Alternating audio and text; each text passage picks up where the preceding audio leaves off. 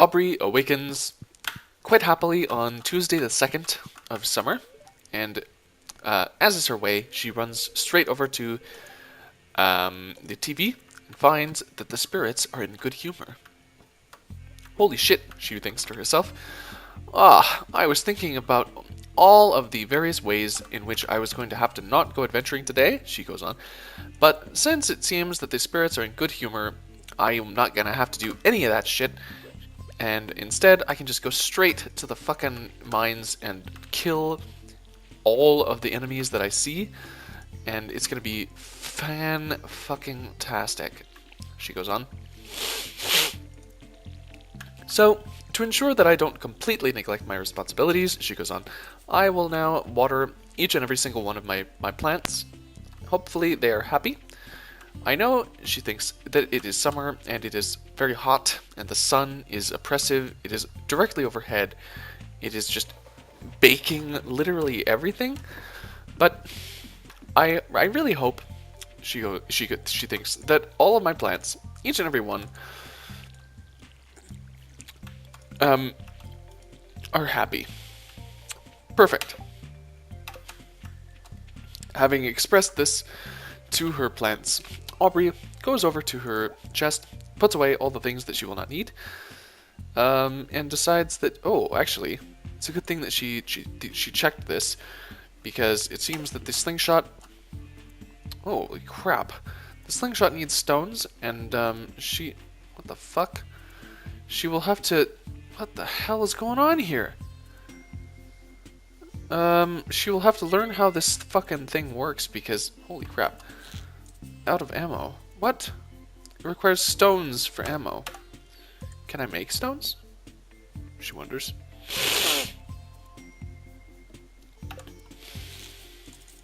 Why? Okay. Well, Aubrey isn't exactly certain how this slingshot works, so until she can figure out how that works, she decides that it's a good idea to put it away and not think about it any longer. Perfect. Okay, so at 8 a.m., Aubrey, having just recently acquired 2,668 gold, sets out in the direction of the mines. Holy crap. She's very, very happy to see that the land has changed. She was getting a little bit tired of the old scenery, and she runs past Pelican Town and finds on the ground a sweet pea, which is a flower. Perfect. She holds on to the sweet pea just in case it turns out that some of these people are interested in such things. And she looks down lovingly at the sweet pea. She's spent enough time now watering her crops that she's developing a little bit of an affinity for plants. And now when she sees plants that she likes, such as the sweet pea, she can't help but feel a little bit like they're her children, even though she didn't plant them and raise them.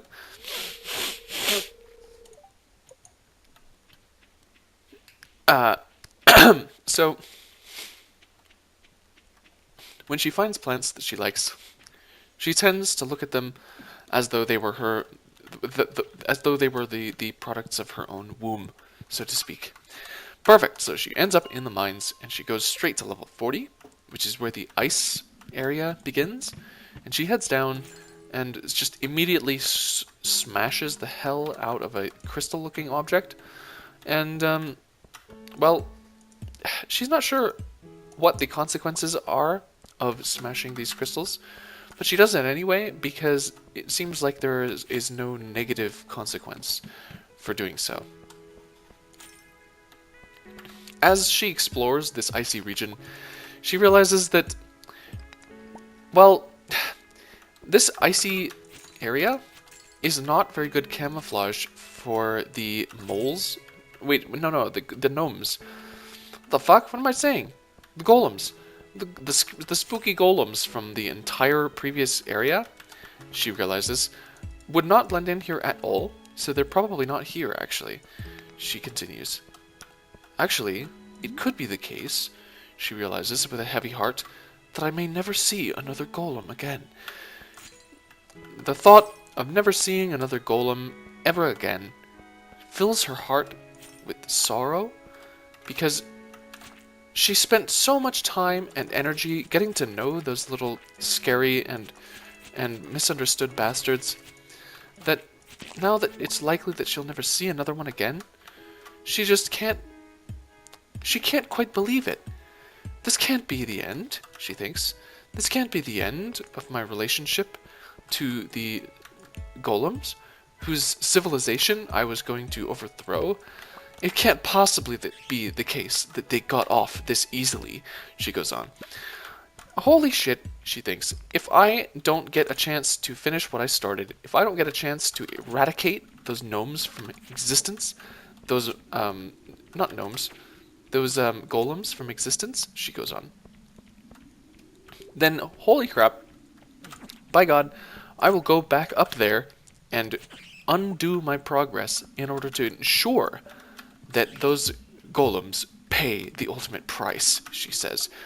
And with a resounding vote of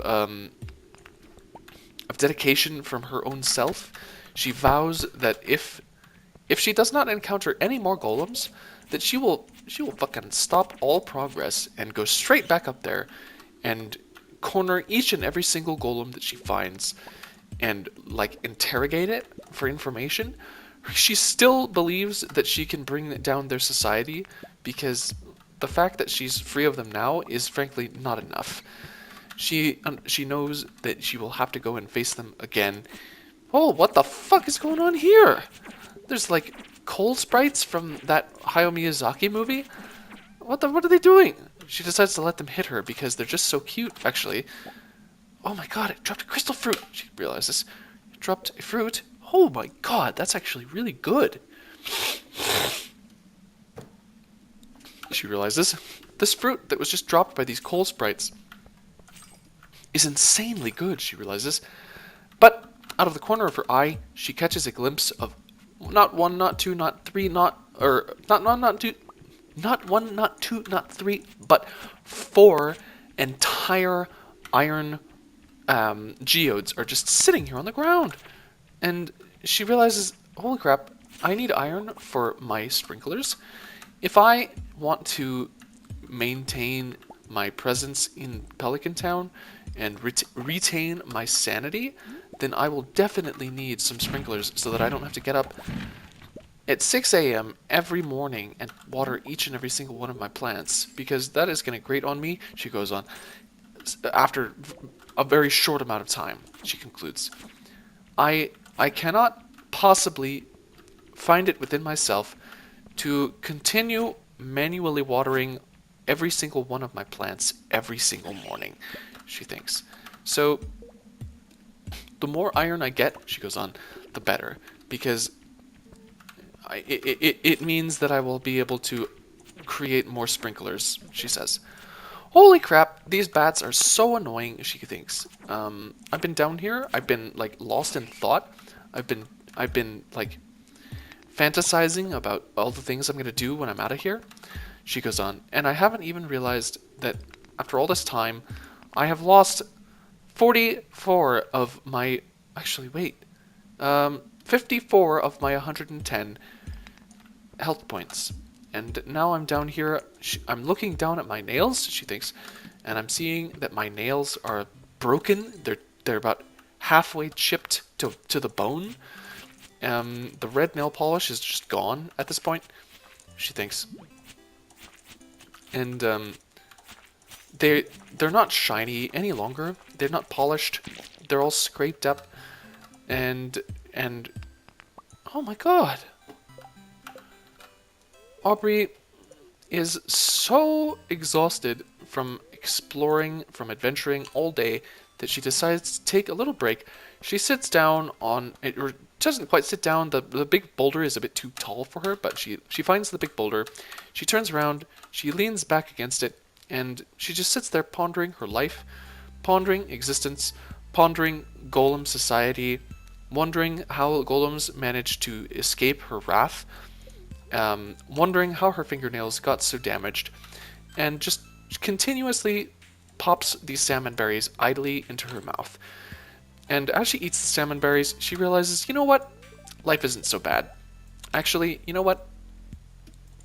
I am determined to accomplish my goals. I am determined to um, I am determined to see that golems are punished, and I am determined to fix my fucking nails right now. So she sits down and she just redoes her nails, and she polishes them straight up and like puts new acrylic on them or whatever. And she's very careful to make sure that it's all nice and clean and neat. Perfect. And then she turns around and she just slices a bat right in half. She just cuts the fucking hell out of this bat, and it bursts open in a cloud of bloody, like a gaseous blood cloud. Like, if you could imagine, she thinks, if you could imagine a bag of blood, and then imagine blowing up, like setting off an explosion near that bag of blood so that the bag of blood would like burst open and then explode. Imagine the cloud of blood that would form from that blood just becoming vaporized and then spreading out through the air. That is exactly what that bat did. As she killed the bat, all of it, the blood in its body, just became vaporized and then just flew out in a big cloud above its dead body, beginning at the spot exactly where its body was at the moment that it died, and then just oh shit, a dwarf scroll. Aubrey has found one more artifact. She has found a dwarf scroll number 2, and she's very happy because she found something like this before, she's pretty sure. But if she hasn't, even if she hasn't, she's very excited to have discovered it because dwarves are weird, and she's interested in learning about what they have to say. While she's sort of, holy crap, while she sort of fantasizes about the dwarves and tries to remember whether or not she's encountered a dwarf scroll in the past, she just somehow allows her vigilance to slip, and like the 5 billion slimes that were attacking her just all managed to get shots on her very easily, and she just took a huge amount of damage. And she looks down at the nails that she so painstakingly perfected not 2 moments ago. Her nails, once again, are just completely jagged and destroyed. She's like got a hangnail now on at least 2 of her fingers. She doesn't even want to look to see if she has more hangnails than that, because even 1 is enough to make her upset. And she can't believe what she did. She can't believe how careless she was. She can't believe how she just let those slimes slime her like that. And then in this moment, she realizes, or she remembers, the thought that she had the very first time that she entered this icy biome. And she remembers, wait a second, when I first entered this icy biome, I thought that those ice slimes were beautiful. I was taken by their natural beauty. I did not think about their natural inclination to cause suffering. I did not keep in mind the fact that they're down here in these mines because these are the only places where they can survive. These are the only places where these motherfuckers can survive without being murdered by literally everything else in sight. And therefore, she concludes, these ice slimes and their beauty are nothing but a illusion. They're nothing but a lie, and I should not, she goes on, trust in their beauty ever again. And she thinks, oh, my God, I can't believe that I was convinced. I can't believe that they managed to convince me that they are beautiful, because they're not. They're not at all, she thinks. And she goes on to vow to herself that she will no longer find slimes beautiful. no matter how pretty they are superficially, she will resist the urge to appreciate them in any genuine way. And then seeing another slime on the ground, she goes out of her way to kill it in the most vicious way that is physically possible. Fucking fantastic. And as she kills it, she realizes that as she kills it, she looks a little bit closer, and she sees that this ice slime is sort of filled with like icy shards. Like she looks a little bit closer at its body, a little bit closer at its innards, and sees that it sort of resembles a blown up version of a cell, like in a biology class when you look at a cell, like a eukaryotic cell. It looks as though there's this fiberglass permeating the cell, which is the cytoskeleton. And that's exactly what these ice slimes look like. It looks like they're gigantic cells whose cytoskeleton is made up of shards of ice. And she remembers she caught a pretty good glimpse of an ice slime, and as she was looking into it, she could swear that she saw like a spiderweb-like array of filaments inside of its body that were holding up its skin and giving it a bit of structure. And she thought, oh my god, what a disgusting creature. And suddenly, Aubrey, to her great delight, realized that ice slimes were never beautiful to begin with, and this allowed her to no longer have any kind of inner conflict within her mind whatsoever. And she realized that she could resume her vow to eliminate all slimes without any sense of inner conflict. It brought her great inner peace as she lay down on her pillow, as she pulled the blankets over her body. She smiled a deep, pleasant smile, and got great satisfaction out of the fact that she did not have to question her hatred of slimes ever again. Perfect.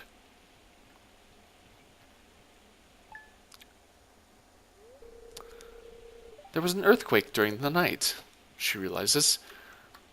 As she begins, was just sitting in bed and imagining the great pleasure that I get out of the idea of slimes dying, I did not even realize that the sound, which I thought was the rumbling of my own stomach being hungry while thinking about slimes dying, was actually an earthquake. And so Aubrey goes outside, and she sees that it's raining everywhere. There's rain all over the place. Even though it's summer, even though it's hot, even though it's sort of tropical here, it's raining. She was not expecting this. And she looks into her mailbox and sees, what the fuck? Dad is writing to me.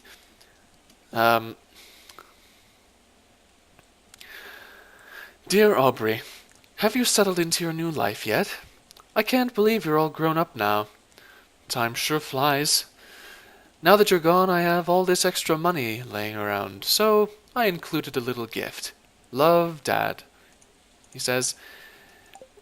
And Aubrey, quite pleased, very, very excited and happy to have heard from her father, reaches in and pulls out the 500 gold and the letter from her father, and is very excited. She's very happy, and she intends to write him back as soon as she can. She reaches into the mailbox again, and receives a letter from Lewis. Aubrey, this is embarrassing. I lost my lucky purple shorts. I'm telling you because I think I can trust you, he says. If you find them, bring them back to me discreetly, he says. I'll pay well. Thanks. Mayor Lewis, he says.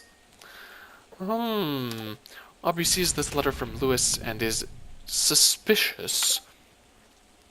Why, for instance, would Lewis require me to bring him something discreetly? Why can't the other villagers know about it? She runs several mental scenarios through her head. What if I, for example, told Leah that that Lewis had lost something, lost shorts, of all things, and needed me to bring them back to him discreetly? What would Leah think? What about Pierre? What about... She shudders to think. No, No, I would never tell that horrible snake of a viper of a man. Never. Never. She catches herself before thinking a horrible thought, which she doesn't even want to repeat ever again in her own mind for any reason. Holy shit. Okay. Um, well, she stops questioning what Lewis said. She stops questioning the reason for his secrecy, and instead just decides that she'll just do what he says because he's a vampire, she's pretty sure, and she really doesn't want to anger a vampire. Excellent. Okay. So she's in the middle of putting away all of these items that she received. Realizes that this dwarf scroll that she found needs to go directly to Gunther. Yeah. Yeah, basically. That's exactly what has to happen. She concludes. So, she quickly formulates a plan. She wonders, do I want to... As she's thinking, she realizes that she did not even bother to check the fortune-telling channel. So she looks at the fortune-telling channel. The spirits are in good humor. Oh no, she realizes. Oh no. I have to go adventuring now, she thinks. I can't pass up this opportunity, she goes on. If I pass up this opportunity, then... Oh my god. How... What? What have I been doing, she wonders, that has required that my energy falls so low? She has no idea. She has no idea why her energy is so low, but seeing that she has 26 entire salmon berries in her pockets, she's not worried about it whatsoever. She's pretty sure that there's no way in the entire universe, the entire multiverse, the entire cosmos at all that she could go through that many salmon berries in a single day. So she heads out straight for the mines and determines that she will go an entire 10 levels today. That is her goal. She wants to determine that she will go 15 levels, but she thinks that maybe that's kind of unrealistic. She's not sure if she's ever gone 15 levels before. She thinks she probably has, but she can't actually point to an example of that happening. So, instead, she decides to just believe in herself and go to level 45 and try to get as deeply into the mines as she possibly can. Excellent. So, whatever she was thinking about before, whatever quests she had received, she knows that she can do those in the future at some point. So she heads into the mines, and she sees a horrible ice slime. She sees now, she's looking a bit closer, she can see the icy filaments permeating its body. She can see how these filaments are sort of not nearly as attractive as she had thought. It's sort of like looking at somebody that you think is really pretty, but then when you look a little bit closer, you can see that they're just all of their skin, like not even just their face, but like all of their arms and their legs as well, are covered in pockmarks from acne scars. And she realizes that it's insensitive to judge people based on acne scars, but it's the same kind of thing, right? And the only thing stopping her from hating those slimes before was her perceived beauty of them. But now that the illusion has been shattered a little bit, she realizes that she's free to hate them just as what's the word? Just as fervently as she had hated the green slimes before them. And then, having thought these things, she realized, holy crap, did I just claim that having pockmarks makes you like less of a beautiful person?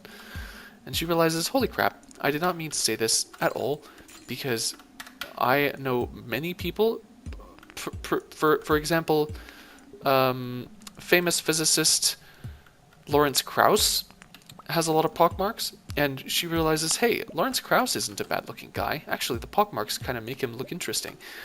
So she realizes, you know what? It's probably not a very good example to say that pockmarks indicate a lack of beauty, because they really don't, she says. She thinks to herself. And after all this time, she finds the ladder down to level 46 and picks up a whole lot of iron ore. Holy crap.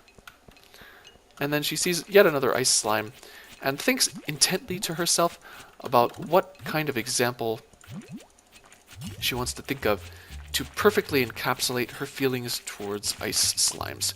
What is it exactly, she wonders, that makes these deceptive little assholes so awful, she wonders. Is it like she wonders, is it like when your friend tells you that they have a dog as a pet, and then you imagine that their dog is like a yellow lab, and then you go over to their house, and then it turns out that their dog is a chihuahua? Is it sort of like that? It's like you were expecting the thing to be really awesome and cool, and then you showed up and it's like a really annoying and diminutive form of the thing that you were expecting. She wonders, is that the same situation as the situation with the ice slimes? And while she's thinking this, she sort of half-heartedly and absent-mindedly kills some bats, and then realizes that she's very injured and also very exhausted. She's thinking back. She's still not really sure how she lost all of that energy so early in the morning. She's pretty sure that she hadn't actually done anything to lose any energy. And she wonders if maybe her tendency to stay out, way past midnight, had something to do with it. So she decided that maybe, just to be safe, she would go and get home before midnight tonight. Oh, she picked up a frozen geode. Oh, fantastic, she thinks. Let's just continue on. She continues and try our very best to advance. And let's just quickly kill these coal sprites as well. Oh crap! Oh god! She attacks the coal sprites. She's reminded of that movie. It wasn't Howl's Moving Castle, was it? She wonders. Or was it? Or was it Spirited Away?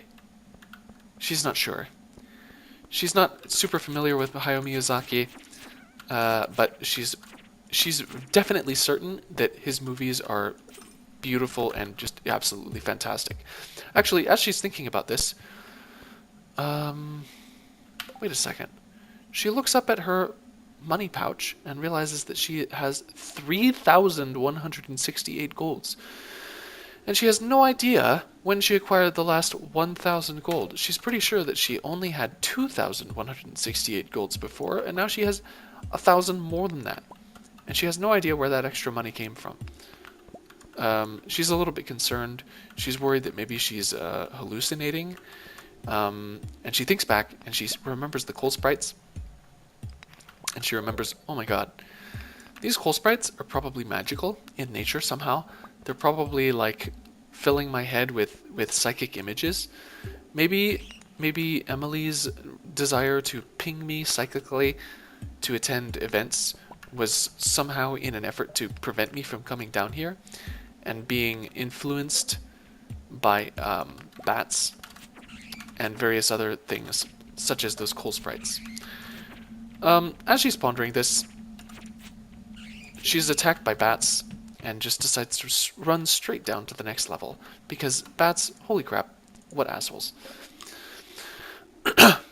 So, still somehow, she's managing to lose a lot of energy, and she's not exactly sure how this is happening, but she decides that she will continue on and kill these ice slimes down here. Once again, she looks at the ice slimes in an effort to determine what kind of analogy to draw between them and modern life. She doesn't really think that the Chihuahua example works. She doesn't really think that the pockmark example works. Actually, she briefly thinks of Haley and the illusion that Haley presents, which is that Haley is a very well-groomed and how would you say, traditionally pretty woman, Aubrey begins. However, when you actually talk to her, it turns out that she's a pretentious asshole who will insult people without any kind of um, uh, recompense. And people just allow her to do it because, like, everyone is so taken with her beauty that they just don't question it. So maybe that's a little bit closer to what she's thinking. She goes on. Maybe those ice slimes are a little bit like Haley, and their outward beauty is negated entirely by the fact that they're just horrible monstrosities on the inside. She decides, after it being slighted multiple times by Haley, that this is probably the most accurate and therefore best analogy that she can draw. These ice slimes, she decides, I will associate with Haley. So, having made this conclusion, Aubrey decides that every ice slime that she sees, she will refer to as Haley. Perfect. Easy. Done, she decides. And while she's delighting in her success at coming up with an apt analogy, she fights a whole heck of a lot of monsters right here, right next to her, and panics just a little bit as she takes massive damage and nearly dies due to attacks from multiple Haleys.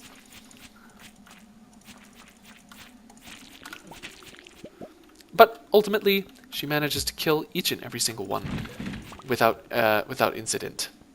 Perfect. Oh shit, there's a bat. Though Aubrey refuses the urge to fight the bat until it is dead, except for the fact that it was blocking her way down to the 50th floor. Holy crap, she's so excited, she comes down to the 50th floor and finds yet another treasure chest, and finds inside tundra boots. Oh, looks like an upgrade? Yes, it is an upgrade. It is +1 defense relative to our previous boots, she thinks. And then, being that it is 8 p.m., she decides to head straight up to the top and go home. Because, after all, she made a promise to herself that she would get to bed earlier tonight, because she's still not exactly sure why she was so exhausted when she head out. Because she's pretty sure that even before she left for the mines, her exhaustion level was at like 70%. So, or maybe it would be better to call this an energy level. Her energy levels were at about 70%. So, she decides, just to be safe, she will get home extra early tonight, and on her way back to her house, on her way back to her house, she catches a help wanted sign from Willie, who writes, trying to keep the art of fishing alive. I'll pay 100 gold to any fishing enthusiast who catches 2 chub. Good luck, he says. And Aubrey sees this and is pretty sure that she already has 2 chubs. So she sets out in the direction of home with the intention of first putting away all of her stuff and then immediately checking to see if she has 2 chub in her chests. Once again, not her physical anatomical chest, but, oh, what the fuck was that? She comes back home to find a single piece of her cobblestone path has been displaced, and that it is now lying on the ground. The fuck? She's very confused. She decides to ignore it for now. So she goes to her chests and puts away all of the items that she found, including bat wings and cave carrots, and she realizes that she now has 34 entire bat wings and wonders if she will ever have a use for these bat wings.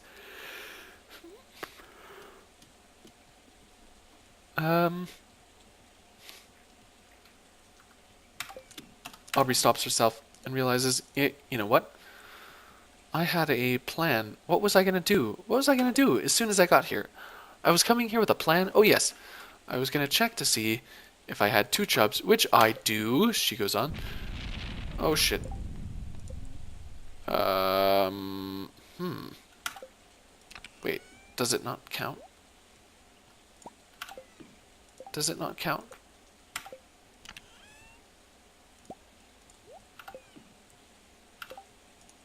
Does it not count? If I do it this way? She wonders.